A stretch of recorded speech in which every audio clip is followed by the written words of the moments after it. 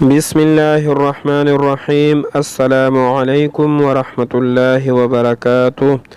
حضرت ابن عباس رضی اللہ تعالی عنہما سے روایت ہے کہ حضرت جبرائیل علیہ السلام نے رسول اللہ صلی اللہ علیہ وآلہ وسلم سے عرض کیا، مجھے بتائے ایمان کیا ہے؟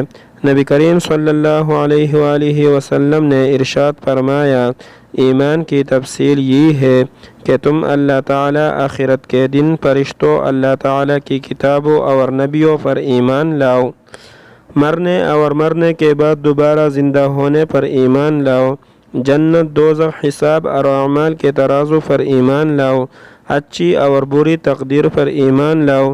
حضرت جبرائیل علیہ السلام نے عرض کیا، جب میں ان تمام باتوں پر ایمان لے آیا تو کیا میں ایمان والا ہو گیا؟ آپ صلی اللہ علیہ وآلہ وسلم نے ارشاد فرمایا، جب تم ان چیزوں پر ایمان لے آئے تو تم ایمان والا بن گیا۔ ویڈیو پسند آئے تو لائک کرے اور چینل کو سبسکرائب کرے اور کمنٹ میں اپنے رائے کا اظہار کرے۔ شکریہ۔